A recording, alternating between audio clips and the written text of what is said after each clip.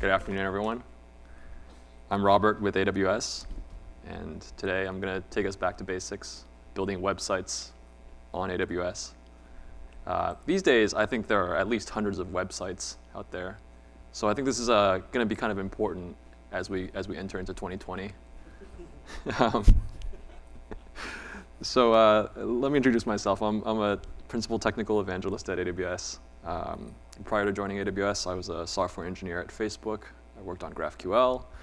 I was a software architect at ES Software Group, and I was a software engineer at Microsoft, where I worked on Xbox, .NET, and Windows Server. The topic of building websites is extremely broad, impossible to cover in 45 minutes. So here are all the things that I'm not going to cover: HTTP, HTML, CSS, JavaScript, APIs, databases, and mobile and progressive web apps. And that might leave you wondering, well, just what is it that I am going to cover? And it's maybe a better title for this talk would have been how to host your website with AWS. What is all the infrastructure that makes it come together? What do you need to know?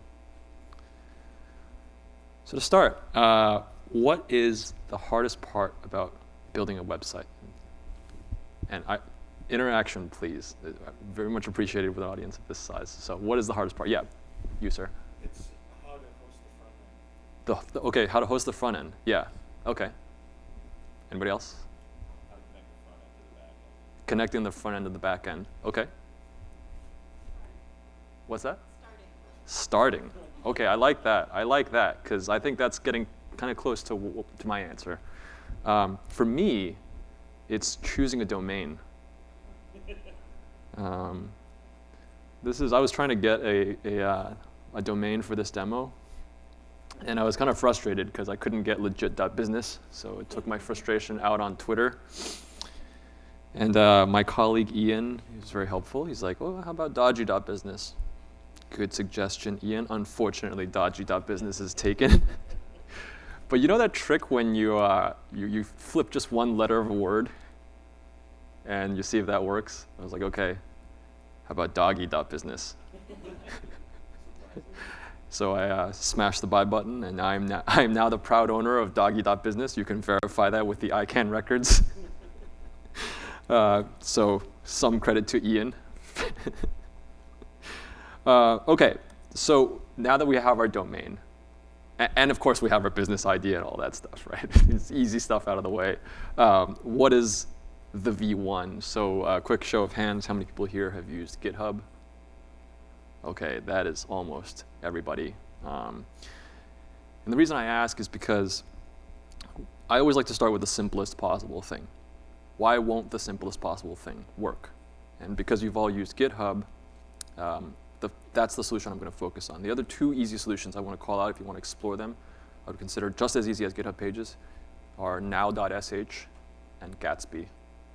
I'm not going to talk about this anymore. I'll just focus on GitHub Pages. And so what GitHub Pages allows you to do is automatically serve a static site from your repo.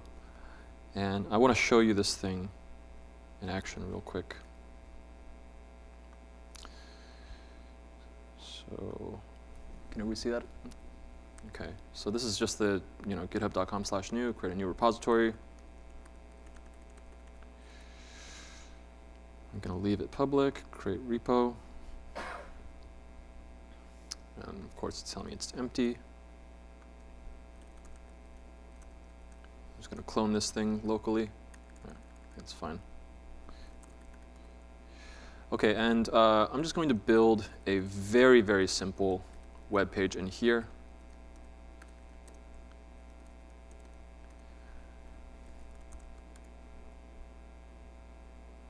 So I'm just bootstrapping an index.html file, style.css file, and an app.js file. So for the index, I'm just coming here.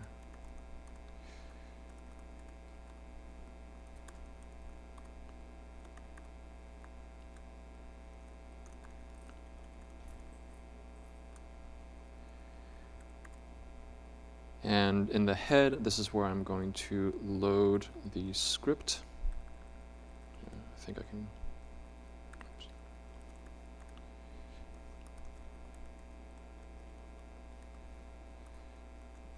Okay, and then app.js, I'm just going to say console log from JS. Okay, great, it found it. Okay, so this is a very, very simple web page, right? Just pointing the browser to my local disk, loading the index.html file. If I open up the dev console, I can see from JS. And in the interest of time, I'm actually going to skip over the CSS file. I assume you trust me that I can load it in. If we have time at the end and you don't trust me, I can show you. But why am I doing this? Well, because if you're building this, you said the front end is what's challenging, right? And if you've heard of like React or Vue or Angular, these kinds of single-page web frameworks, or whatever you use to build these front-end apps these days, all of these single-page app frameworks will compile down into a bundle of HTML, JavaScript, and CSS. And those are generally referred to as static assets. So that's your static asset bundle. And then the question becomes, well, how do you serve that? So I'm just showing you some placeholder static asset content here. And then we're just going to assume that it's actually functional and looks pretty. But now we're going to get into how exactly you take this and you work with it from the perspective of the infrastructure. So I'm going to add this stuff.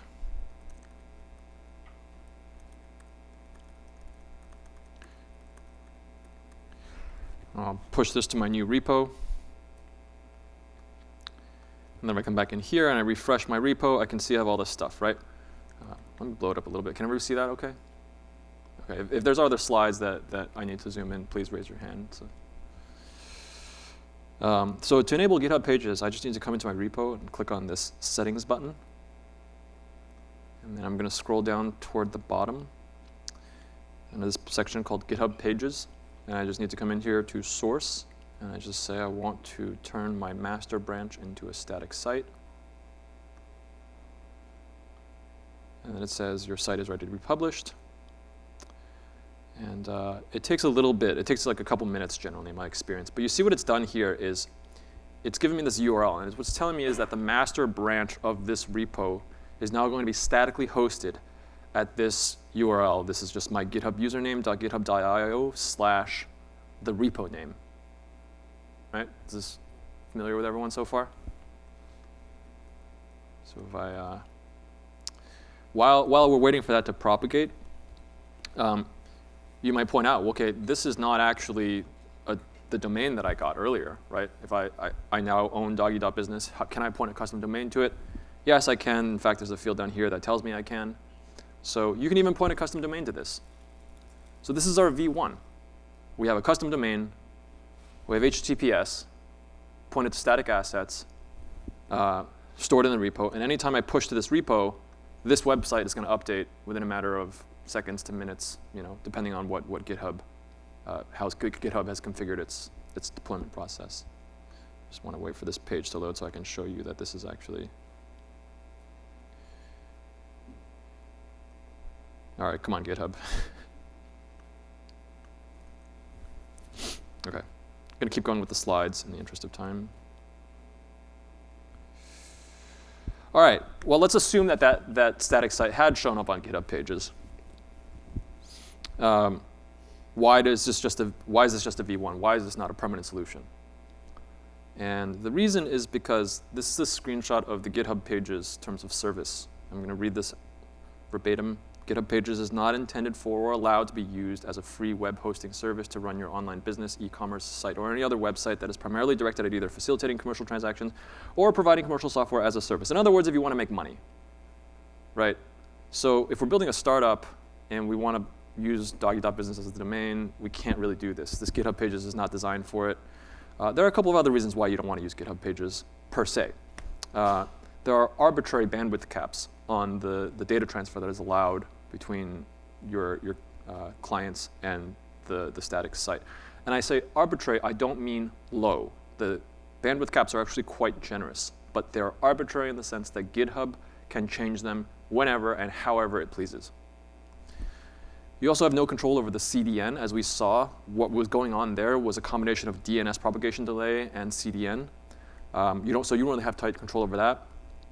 GitHub has the ability to reclaim any subdomain without liability. So when you enable that custom domain and you check that HTTPS box, what GitHub will do is under the covers, it will use Let's Encrypt to generate an SSL certificate for that domain.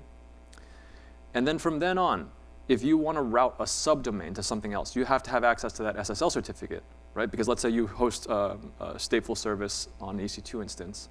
You want to route a subdomain to that IP address. That IP address has to present that SSL certificate, or else the SSL cert check is going to fail. How do you get access to that cert? How do you control all the routing? Not as simple anymore, right? It's also I should point out, it's awkward if you're building any application that requires transpilation, which is just about any complex front-end application these days, right? If it's React, if it's Angular, if it's built using TypeScript, these are not things that the browser can natively understand. So all of these apps are going through a transpilation process that turns markup, advanced JS features into ES5 or ES6 JavaScript that the browsers can interpret. And those things are considered build artifacts these days. And you don't check in build artifacts. So what do? Well, you go create like a build artifact branch, you check your build artifacts into that, and then you point the stack. My point is, this is not, you get quite far if all you're trying to do is create a little documentation page for your repo or your website, your nonprofit, whatever. But this is not how you build a real business website. But I think that's worth pointing out because it's so easy and it's so quick. So what is our V2 for this? Well, the first step is that we need some sort of stand-in replacement. What we really liked about the GitHub Pages workflow is that we can just take our files and drop them somewhere. In this case, it's the repo, right? This is the equivalent of me pushing those files. It's just like dragging and dropping them into some virtual folder somewhere, and it's been magically turned into a static site. So there's something for that on AWS. It's called S3. And S3, how many people here have heard of S3? Okay, almost everyone. Simple storage service, right? Does a lot, but in this case, all we're doing with it is storing files, and we can actually go directly into S3 and turn that into a static site with a public URL and everything. And how many people have done this? Static site from S3? Okay, so I'm just going to try to do this as quickly as possible and hopefully not make any silly mistakes. Everyone can check my work. So let's see if this site is up and running. Of course it is not, for whatever reason. Come on, GitHub Pages. Seriously? Okay, so I'm going to go into the console. I'm going to S3. And I'm going to click Create Bucket. I'll call it doggy.business. I'm going to create this bucket. Then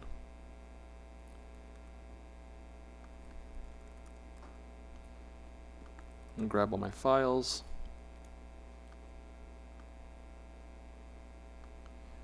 And upload them. So I now have my CSS, HTML, and JS files in my S3 bucket, but I can't access them yet because the S3 bucket is created by default with least privilege. That's a good idea. So I can, in order to enable public access, I can come in here and I can say, edit this public access thing here. I want to enable public access for this S3 bucket.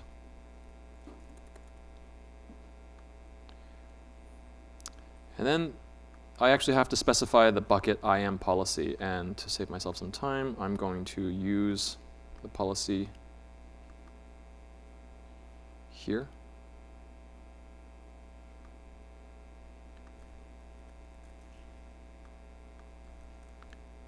And then I've left a placeholder for myself, so this is just where we need to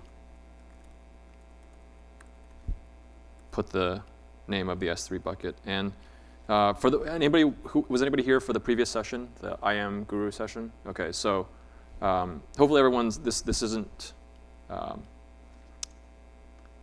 this is somewhat familiar to everyone. This is an IAM policy, contains a single statement, and all this statement is saying is that we want to allow the principal designated by star, which is everyone, to perform the action get object on an S3 bucket. Which S3 bucket? the one specified by this ARN, right? So anyone can get object from this ARN. Pretty simple. I'm going to save this. Now it's warning me the bucket has public access. That's exactly what I wanted. So I'm going to come in here to Properties, Static Website Hosting, and say use this bucket to host a static website. I know that I want to point it to index.html. And I'm going to click Save. And now I can take this static IP address here, and I now have a publicly reachable static IP address, or it's not an IP address, domain, and I can fetch my website. In fact, more successfully than GitHub pages, apparently. Actually, let's see if this is up. Nope. It's probably some caching issue, right? OK, yeah, it was a caching issue. All right, so both of them work. GitHub pages is not that bad. But I'm going to close this now. So the next step is, of course, that this is not anywhere closer to where we actually want to go. This is just one janky URL for another janky URL, right? So we need to put our custom domain in front of it. It's not only that, we need to put an SSL certificate in front of it. We don't want users to see this not secure. Oh my God, don't put your credit card in here, right? We want them to see that padlock icon so that they're ready to send us money. So in order to do that, I am going to actually go through these next few steps in rapid succession just so that we can kick off the Cloudfront deployment. And then once that's going, I'm going to explain everything. OK? I'll try to narrate as I'm going. But so the first thing that I'm going to have to do is I have to come in here into Amazon Certificate Manager. And I'm going to generate, I already have one here. OK. Well, OK, I'm going to delete this. And I'm going to show you from scratch. It's actually very, very simple. But I'm going to click Request a Certificate, Request Certificate. I'm going to put in the domain that I want for this. And I'm going to click Next. And I want DNS validation. So this is what I wanted to show you. I own this domain, and I'm managing this domain through Route 53, which is our DNS management service. And what this is telling me is that because this account has access to both Route 53 and ACM, it can insert this record automatically to prove that I own this domain. Because ACM is about to issue an SSL certificate for the doggy.business domain. And it's not going to do that unless I can prove that I actually own the domain. The way that it makes me prove that I own the domain is to make me insert a record set of type CNAME with this special randomly generated value, right? And if I can do that, then it's like, yeah, you own that domain. And so what's done is it's just done this for me automatically, and I can show you that as well.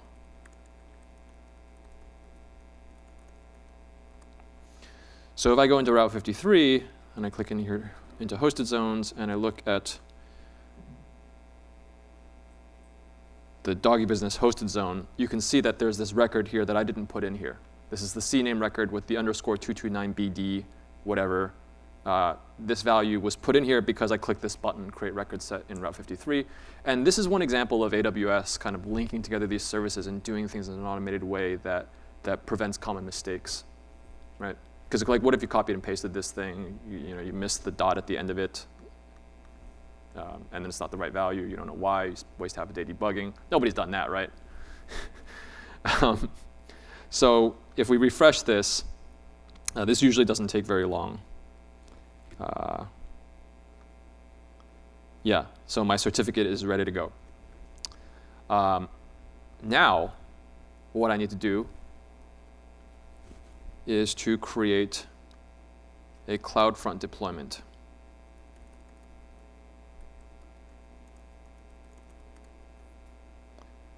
And Cloudfront is our, yeah. Why would you need Cloudfront? Wouldn't it has to be enough because it can serve a lot? Yeah. So that's a very good question, and I'm going to get to that very shortly. Why do you need CloudFront? Well, CloudFront's a content delivery network. Why do you need a content delivery network is the question you're asking, right? Yeah, just hold on to that. I'm going to address it. I have slides for that. So in CloudFront, I'm going to click under Web. I'm going to click Get Started. The origin domain name. Now, okay, this thing is very sensitive, all right? This is very easy to make a mistake for. What you actually want is this is the origin. This URL is the origin. Not what gets auto-populated here, okay? Not this thing. Don't click this. Paste in the origin domain. This is just the URL of where your origin resources are coming from, right? So think of the CDN. CloudFront as a CDN is going to create all sorts of different little folders all over the world where it mirrors all of the assets from your origin. Where is it getting the data from the origin? It's not directly from the S3 bucket, it's from the static URL for the S3 bucket. I'm going to click redirect HTTP to HTTPS, because another thing that we're using CloudFront for is SSL termination. And then as I come down here, make sure that alternate domain names under this, you put the domain of the website you want. And then you need to select an SSL certificate. So if you leave it on the default, it's going to create some subdomain .cloudfront.net. That's not our custom domain. So what we want is a custom SSL certificate. So you check that. And then down here, your certificate that we created in ACM should show up. OK? And everything else can stay as default. And I just come in here and click Create Distribution. So this can take a little while. I've seen this take anywhere from 10 minutes to 40 minutes. And the reason why it takes so long is because, as I said, CloudFront is our CDN, and CloudFront uses the Amazon Global Network. And the global network has something like 170 edge locations, like 11 regional locations. It's going into each one of those, and it's creating an entry saying, get ready for local requests to this domain to reach out to the origin and mirror those assets, right? So it's basically making API calls out all over the world. And it needs to make sure that all of that is done in a consistent way. That's why this takes so long. So while this is going, I'm going to go through the rest of the slides, and we're going to check back and see if this is all done. OK? Yes? Why are you terminating SSL at CloudFront? Why am I terminating SSL at CloudFront? Yeah. Wouldn't you want to encrypt between the origins? Well, these are just, so what we're really using SSL here for is identifying, making sure that the client browser can trust the location of the identity of the server. We're actually not using it, like the encryption is one aspect of it, right? But you just need to know that the data hasn't been tampered with. And CloudFront can trust, CloudFront has another SSL. So if you looked at that S3 bucket, that is also secured by SSL. So nothing is ever going over plain old HTTP. Yeah. Yeah, but that's a good question too.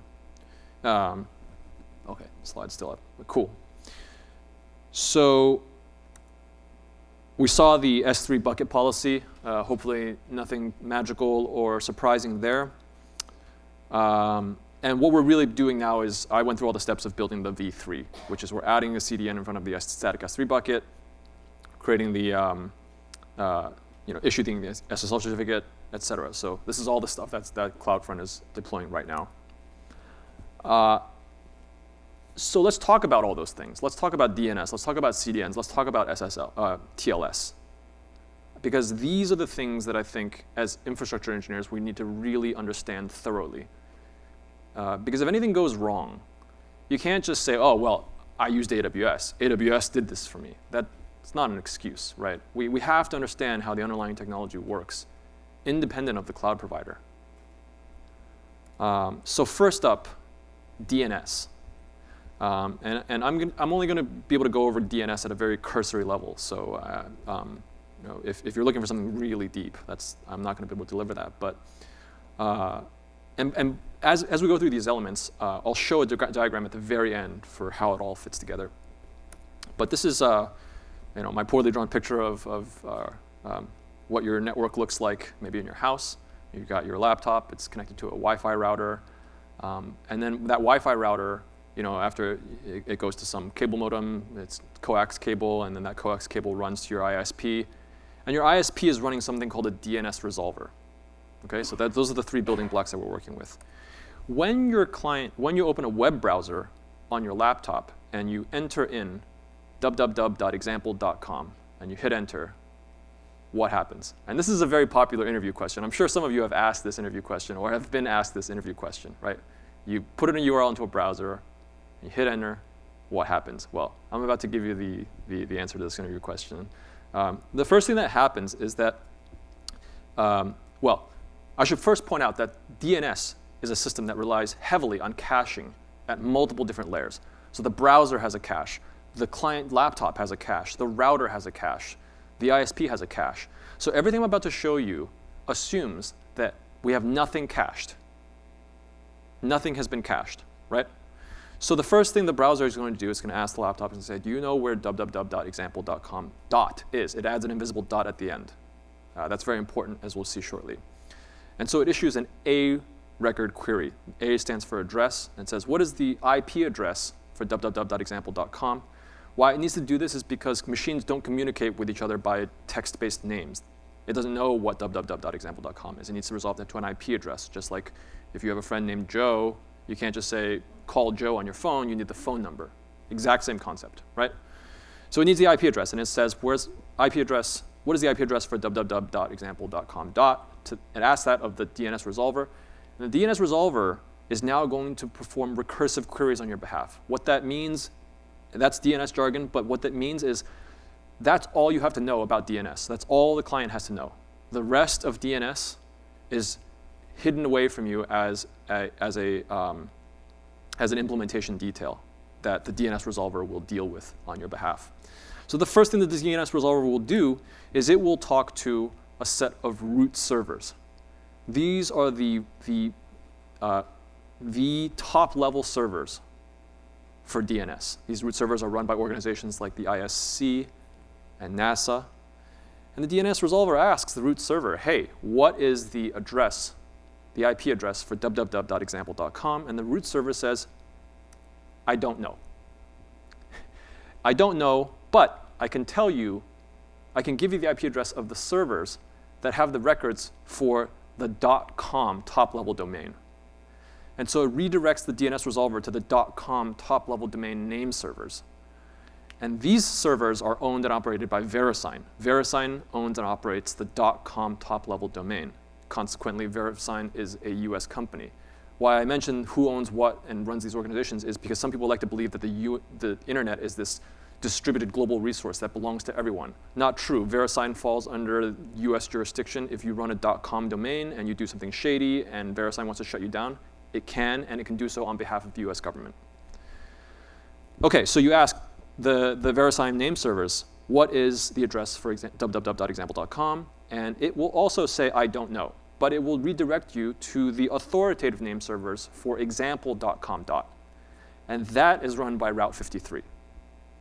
That is where we were entering the hosted zones. That is where we manage the hosted zone and the records within those hosted zones. That is where we see record sets like an A record with the www or the API or whatever subdomain you've entered there and the corresponding IP addresses. And so the authoritative name server has the answer. And it gives that back to the DNS resolver, and the DNS resolver says, great, that was a lot of work. I'm not going to go do that again. And it saves the answer away. And anybody else who asks the DNS resolver, hey, what is the address for www.example.com? Instead of doing all this work, it just says, here you go. This answer is good enough for a while, right? And how for a while, how long? That's all designated by the TTL that comes into the DNS response. And the DNS resolver says, OK, phew, that's over with.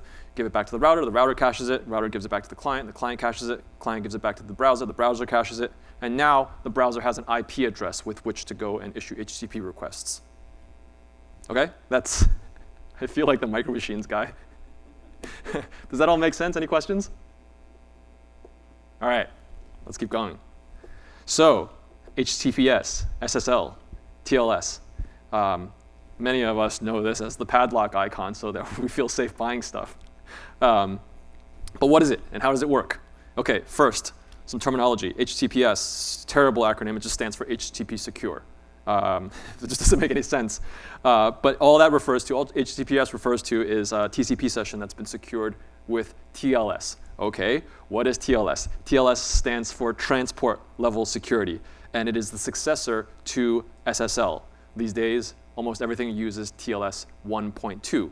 All right, what's SSL? SSL stands for Secure Sockets Layer, and it was created it was a security protocol that was created at Netscape to enable commerce on the internet.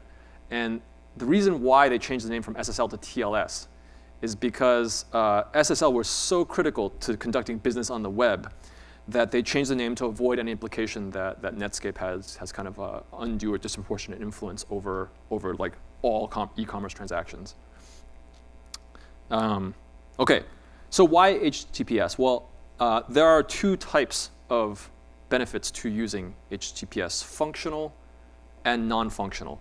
So the functional benefits of using HTTPS are that you get identity, confidentiality, and integrity. Identity meaning that you know who you're talking to. Confidentiality means that nobody can snoop on what you're talking about. And integrity means that they can't, even if they don't know what you're talking about, they can't go and garble the messages up and basically prevent you from talking.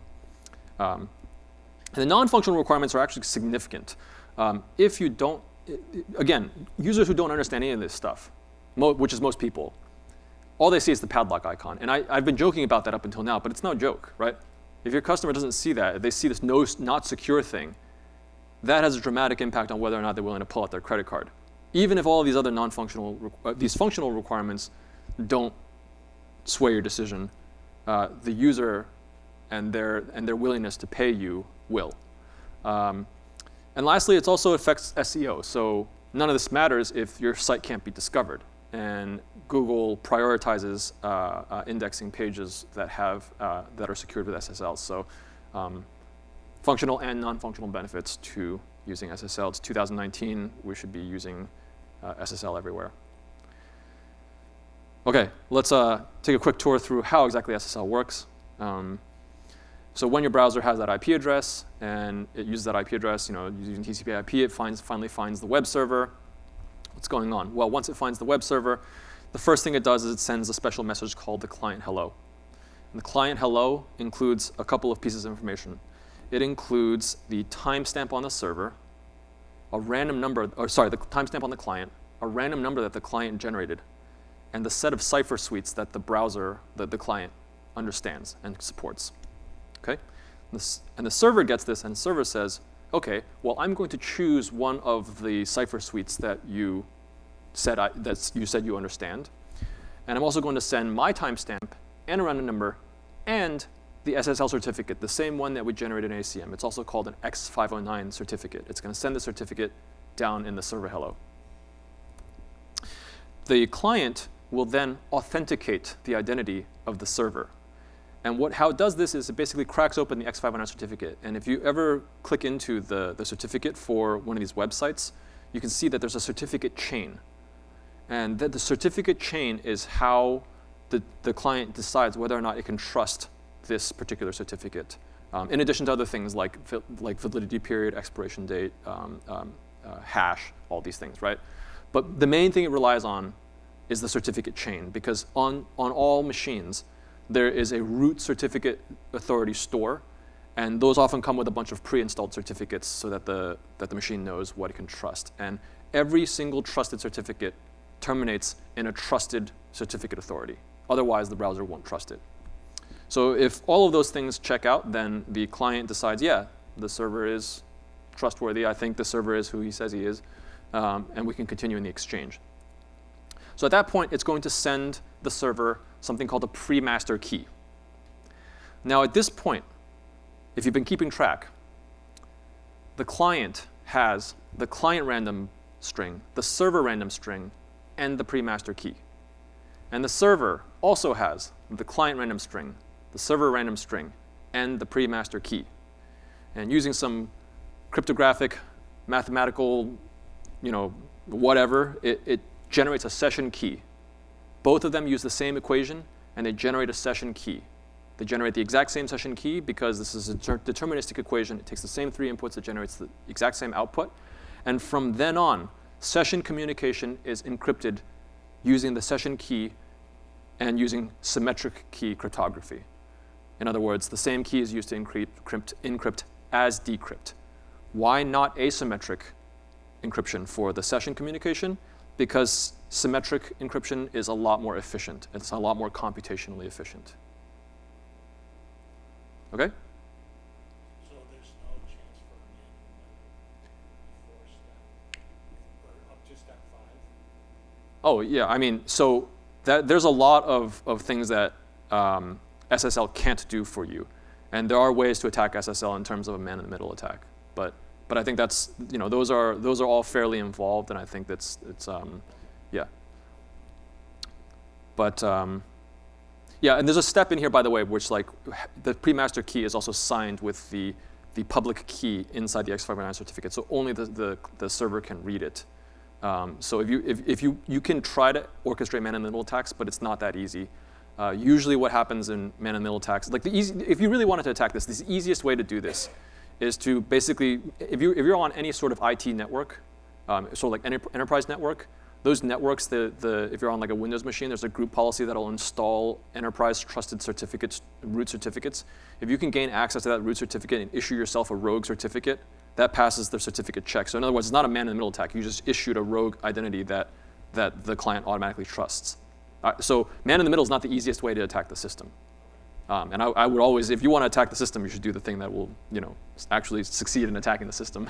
I just thought that somebody in the middle could get all of these keys or strings.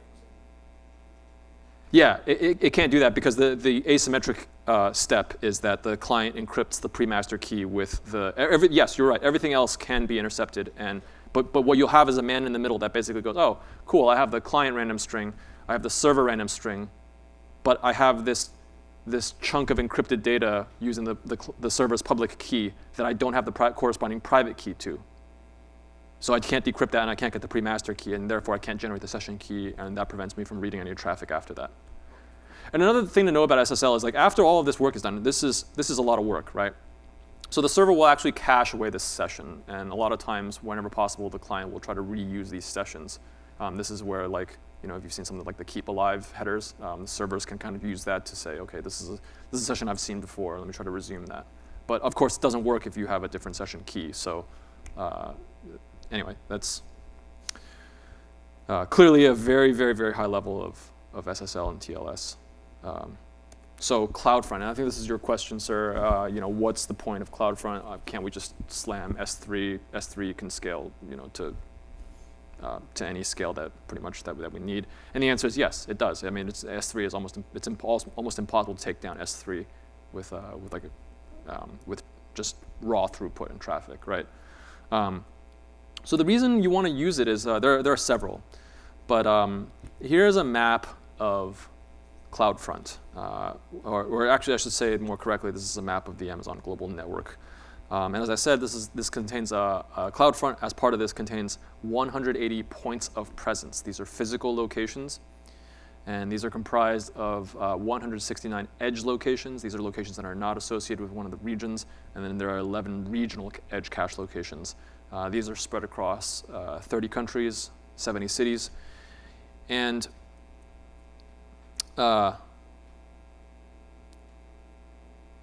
just going to skip this. So what this actually does is it helps you route traffic to the nearest edge location. And why that matters is, let me demonstrate why this matters. So why use a CDN at all? So suppose that my server is located in the bottom left-hand corner. It's located in Oklahoma City. And I issue a request from a client in Toronto, up in the top right. Without any sort of CDN in place, my packets have to, it has to go to the router, it has to go to the ISP. From the ISP, it has to go to an internet exchange. This is when it switches ISPs, when it switches networks. It has to go to some other, it has to jump to some other network, and then it has to basically follow the TCP/IP protocols to find the location of the machine that I actually want to talk to. And that means that it's actually taking a very roundabout way to get to its final destination. This route here is just 7 hops. But if you want to find this thing, this is very easy. There's a command called traceroute. If you run traceroute against a common domain, you can do this right now, those of you who have laptops, right? Run traceroute against your favorite website, see what happens. But if it's not using a CDN, these hops can easily go, it can take like 20 or 30 hops before your packet reaches its destination. And what this means is that if the path to the site is not optimized, any one of those hops can result in a redelivery. Any one of those hops can result in a dropped packet. So it's not desirable to be at the mercy of like public internet routing infrastructure, right? When you introduce a CDN into the equation, what's going to happen is that it's going to try to resolve to the nearest CDN. So let's say there was a CDN right here, and once the request makes it out of the ISP and switches over to the CDN, from that point forward, it's a streamlined path on the dedicated Amazon global network backbone. So that's dedicated fiber, lots of spare bandwidth, like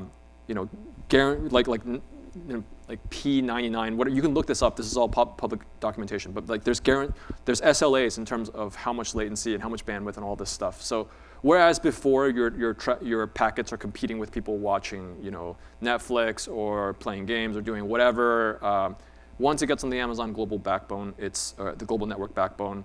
It is now, think of it as like a privileged packet. It's got this traffic-free way of getting to the nearest data center. So that's why you want to use the CDN. But this is, of course, just one example. There are 180 of these kinds of locations all over the world. And so if you put a CDN out there, it's really going to streamline the path that your customer's data takes to reach the site. Does that answer your question? Yeah, cool. And by the way, there's another example where this becomes very clear is if anybody here plays video games, if you play like a first-person shooter and it's a latency-sensitive video game, isn't it frustrating when you have really high ping? Well, if you have really high ping, one of the ways that the developer can address that is to use a CDN. But CDN, I say CDN, the term CDN loosely, because it's not actually a CDN. CDNs are usually used to talk about web traffic, web resources.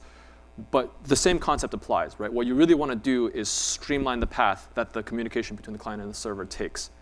And you can do that on AWS with a different service. If it's not HTTP, if it's like UDP or WebSocket traffic, you can do that with the service that we have called AWS Global Accelerator. So if you're building something custom, definitely take a look at that. So again, this is kind of an all-up stack diagram. What's going on? We are basically, when we're deploying a Cloudfront distribution, we're doing this purple tier in the middle. We're basically going to all these different edge locations, all these different points of presence, and we're saying, please set up a little folder and be ready to cache all of the resources coming from the origin. That way, after you get a cache miss, you load everything into that cache, and now you can serve out of the cache instead of going back to the origin. And that's going to create a much better user experience for your users all over the world. And then the last part that we haven't actually done yet is that we have to go into this Route 53, and we have to configure DNS such that the doggy.business at the apex domain points to this Cloudfront distribution that we created. And I'll do that shortly if there are no questions. Anyone? Is it possible to use a custom domain without Cloudfront? Is it possible to use a custom domain without Cloudfront? Yeah. Okay. Yeah, absolutely.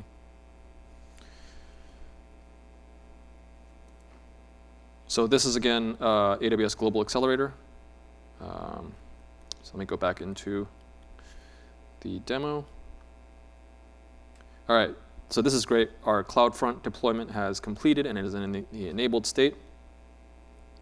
And now, if I go back into Route 53, let me hit refresh. Just going to click create record set. I'm not going to enter a subdomain. I could enter like www or API. I'm not going to do that. I'm just going to point the whole domain to this thing. And then here I'm going to click alias, and then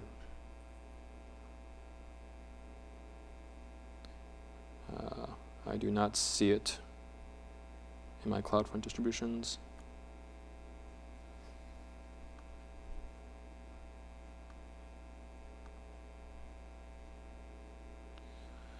Let me log out and log back in. I've seen caching issues with Cloudfront showing up before.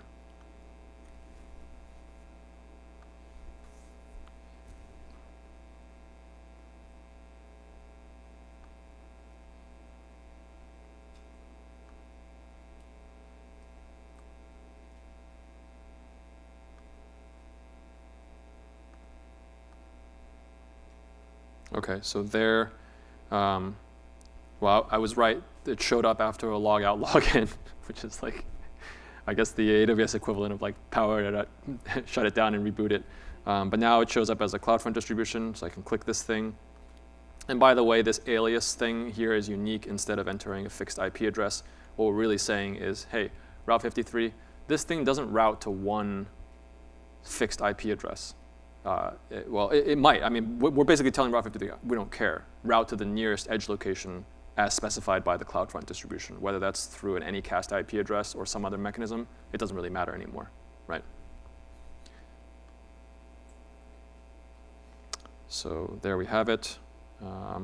So the A record for doggy.business is now an alias for the Cloudfront URL. And in theory, I should be able to, there we go. So check it out. This is HTTPS, padlock icon, certificate. This is the certificate that Amazon Certificate Manager issued for us.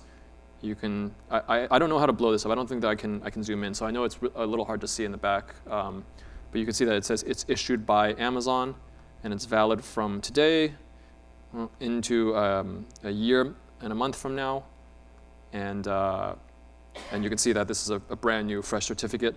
So I said earlier that the certificate has a certificate chain. Let me show you that real quick. So there's a path here. So you can see this like doggy.business was issued by Amazon. Amazon was issued by the Amazon Root Certificate Authority, and the Amazon Root Certificate Authority is trusted by my machine. So this is how the browser has come to trust this. If this chain were broken, or if it terminated in something that was not installed as a root CA, then Chrome will basically show me that really scary red warning page that's like, you are visiting something that it has an SSL certificate, but it's not terminating in a trusted certificate. So do you really want to go visit this site? I don't know if anyone's seen that before, but that's what would happen. So there you have it. We have a custom domain, globally distributed CDN, static assets in an S3 bucket, and we have our custom domain. Now we can build anything we want, and we're not restricted by the GitHub terms of service. We can make money. Last few slides, and then I think we can break for happy hour. Actually, just last one slide. Thank you very much.